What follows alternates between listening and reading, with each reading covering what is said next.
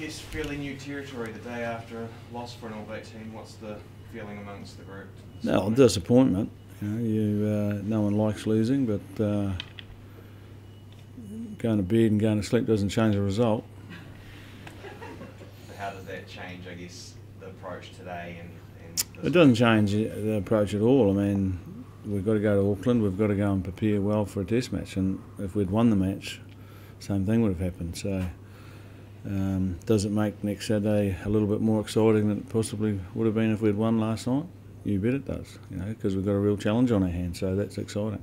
Big talking point, obviously, NZLvBIL has got his hearing 5 o'clock this afternoon. As the coach, what do you think's a fair penalty? What would you like? It's not up to me, and that's quite a leading question, really, because whatever I say is going to get twisted. And I keep saying to you guys all the time, there's a process. We trust the process.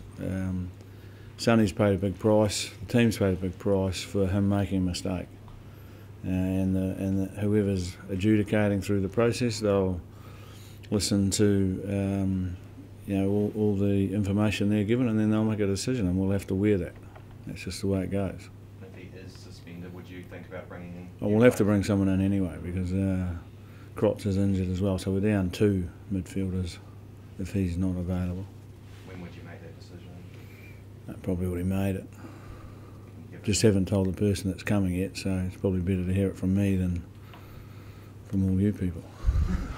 Will there be a guilty plea, or you just wait to see how long this is? No, he'll plead guilty at this stage. But again, I don't want to go into the whole thing. It's a process that needs to be respected, and we'll go through it. How do you, I guess, manage and talk to a player and just keep them with their head up after something like that? You're talking about how do I keep Sonny out? Oh, look, he's disappointed. Disappointed not for himself. I mean, he accepts that he's made a mistake. But he's disappointed because he's let the team down. And, one of our biggest mantras in the team is the team comes first. And he knows he's let the team down. But we can't go back and change it either. People make mistakes, and it's a fluid game, it's a fast game, it's a physical game, and unfortunately, he's made a mistake, and so we've got to move on from it. Let's talk about what's happening next, or talk about how good the test match was. Pretty physical. How borderline was some of that stuff, and I guess how much do you expect it to be the same this week? You will see, like you were going the same way as me mate over here. Like, if you want to write that's what you should write. Don't ask me to do that, because that's not what we're here for. Like, we're here to discuss the test match. The Lions played really well. Yeah. I thought we were almightily courageous. Did we play well? Debatable. Like, I think we can play smarter than we played, but we certainly showed a lot of ticker and a lot of heart, and I'm very proud of our guys because of how they did. To hang in there against the quality side that we played against, and have a chance of still winning the game even after we retained the kick-off, and we still were in with a chance of pulling it off. So they never gave up, and that's, as a coach, that's all you can ask your players to do when you're in that sort of situation. Do I want them to play smarter? Yeah, I do. Do I want them to play better? Yeah, I do. But I'm not going to sit here and get caught up about all the stuff that was happening in the game. As I've said, there's a process for that. So whatever comes from that process, well, both teams will have to accept. Just in terms of the tension and the edge, though, is it something that we're fabricating, or is there more in the series than there has been perhaps in the past? Well, you've got 2 quality sides. Like, you'd have to be silly to think we're all going to go there and be nice. Like, this is a physical game, and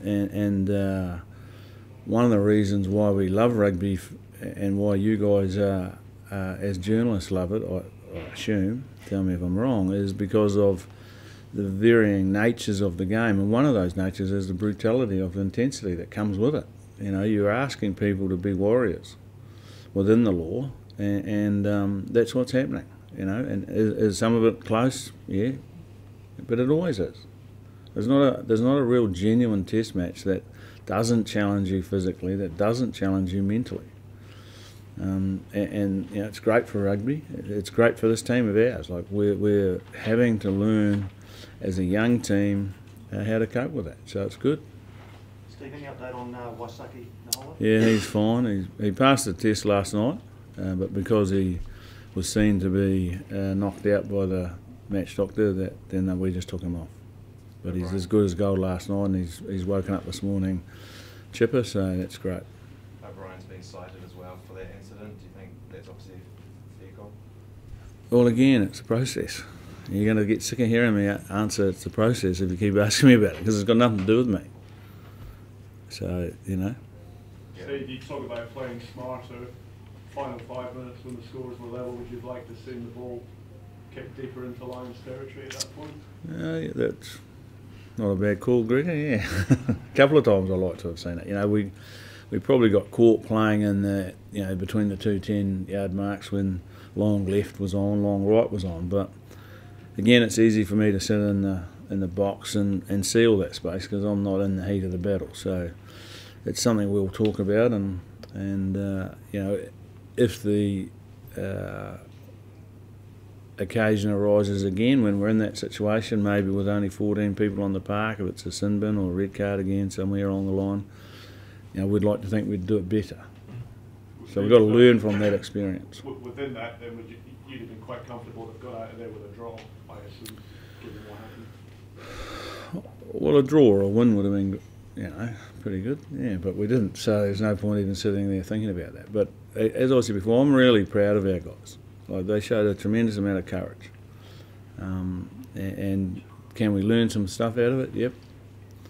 You know, and can we do it better? Yep. But at the same time, you can't walk away from the fact that these kids have really dug deep. You know, I asked our forward pack to do you know, a massive task in taking off JK because we felt we needed to cover.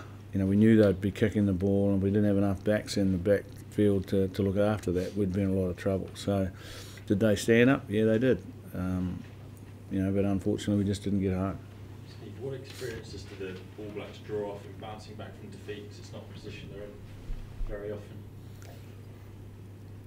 Well, the big thing about when you lose is that that's painful, isn't it?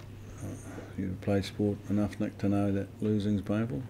Unless you won everything in your career, I'm not sure, but it's painful. So it sharpens the mind, it sharpens the attitude, and then you look at things probably a little deeper than you normally do. We try to learn when we win, but in this case, you know, we had a side that beat us because on the day they were a little better than us, and we have to acknowledge that and then go about, okay, well, how can we be better than them? And we'll do that through the week, and you know, do our best to have 15 on 15, and then see if we can get some strategies going. Would you use, Steve, how you were after Chicago defeat?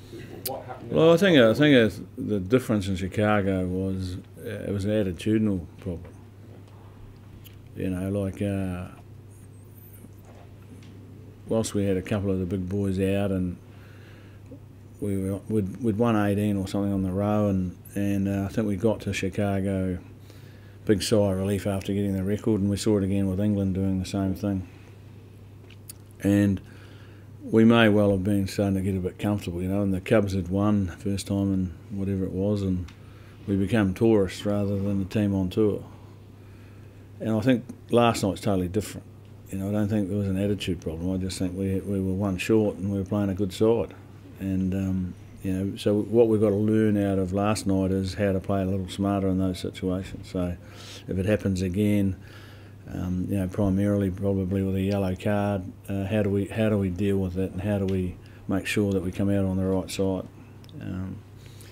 So, you know, what we'll do is we'll look at the tape as they will, and we'll see, right, we you know, from game 1 to game 2 to game 3, where can we make improvements tactically, and how can we hurt them from a space point of view, and they'll do the same thing. When you say you dig a little deeper after a defeat, what does that actually involve? Is that sort of a bit of a history lesson, or reminding the players? No, it's not about a history lesson. It's just about if you've heard of the term inconvenient facts. Like sometimes we brush over the cracks that are there, and you know, when you lose, you actually, the cracks get exposed, don't they? Because that's why you've lost. So the crack that got exposed last night was we didn't know how to take that space that Gregor was talking about earlier. So righto, how do we learn from that and go there? Steve, what did you make of the occasion yesterday in terms of the atmosphere created by both sets of players? Oh, it's great. I mean, this is what Lions Tours are about, isn't it? And you know, the longer they stayed in the game, the noisier the Lions fans got. So the old adage, the only way you keep the opposition fans quiet is by you know, dominating the game. So, but there's never been any question about both sets of fans. They're very loyal, and your guys are probably a little bit more boisterous than ours, a bit more adventurous in the types of things they sing and say. But you know, that's just the way us Kiwis are. We're a bit reserved, I guess. But it's why you love Lions Tours. It's why you love having you know, more than just a one-off test. So it's good. Ed said during the week that he would have liked to catch up for a beer last night after the game. Did you get a chance to catch up with him? Well, I didn't see him, unfortunately. I caught up with Sam, but I didn't see him. So we'll catch up back there. So. Have you seen Eddie this weekend at all? You said you were going to. Pardon? Have you seen Eddie this weekend? Yep. Good to catch up? Yeah, it's always good to catch up with him. He's a good man. You mentioned Sam there, Steve. Did you think that the changes they made, him coming in, Toje, 10 and 12, did you think that contributed to a better performance from the Lions? How did you take it? Well, you'd have to say it did, because they won the match. You know, so pretty hard on Mahoney, I thought, because he played pretty good in the first test. But when you've got the ability to bring someone in like that, you know, his leadership's pretty strong. So yeah, no, I think they'll be happy with what they did. Steve, did you have any, there was an incident with Carl Sinclair at the end, you didn't know about it last night. Is there any update on that? Whether Oh yeah, I've heard about it. Look, it's probably something he's, in hindsight, he probably regrets. But it's just one of those things again that happens when there's emotions, and you know, it's a bit like having a fight with your wife, isn't it? You say things you don't mean. So he probably said something he didn't mean at the time, and a bit emotional. are you taking up raising it with anybody? No. Sure you do raise it with No. Bigger things are raised than that. Well, sorry, Danny. Oh, sorry. Just you skipping his 100th game this Saturday, Steve. Is that going to be a factor, do you think, in the build-up, or is it possibly more of a distraction you want to do? I'm not sure if it's going to be a distraction. I think it's just a fact. You know, so we'll treat, you know, him being the guy he is, we'll just treat it like it's his first game probably, or his second game. It's just a number. You know, the big prize is making sure that we prepare well and then give ourselves an opportunity to win the big prize, which is, you know, winning the series. So it's a byproduct of him being selected. Steve, just about what we were saying before, John Hart got spat at, didn't he, the race course after 99. 2007 wasn't very pleasant. Yet the Kiwis in the cafe this morning were chatting away as if life's going on. Do you think, how do you think the country will react to those kind of things? Has it changed in your experience? It's a fairly big leap there, my old mate, but both those. I could keep winding up the press conference. You know what I'm saying? It's that Yeah. I think both those are after World Cups, and you know, it's pretty. It doesn't take much of a memory to recall that we didn't at that point have great success at World Cups, and you know, our fans were desperate for us to have them after going into various tournaments as clear favourites and then not, you know, producing. So, but you know, we've had a little bit of success since '07 in that arena, and we've had quite a lot of success since 2011. So our fans are a little bit more accepting of when things don't go right. And again, like, I believe our fans are well educated in the art of the game, and they understand too that they saw their team give everything they had. And it's when you lose and you feel like, you know, people haven't turned up, is when people get frustrated. But our guys turned up. We just didn't get the job done, you know. So Everyone will be excited next week. It'll be great. Like rugby's been needing something like this for a while, and it's now got it. So everyone will be a bit nervy about that because it could go either way. And how exciting is that? Sorry, Steve. Can I just ask why you think rugby's been needing something like this? Well, I think it's obvious.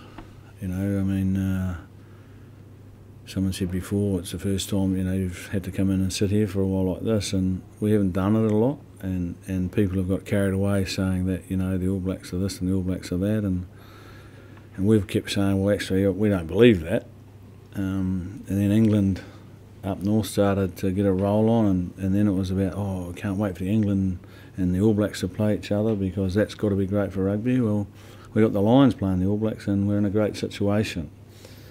And competition's good for everyone because it forces everyone to have to improve. You look at the World Cup in 15 and the 4 home nations would be pretty disappointed what happened there, and you've seen them improve because of that.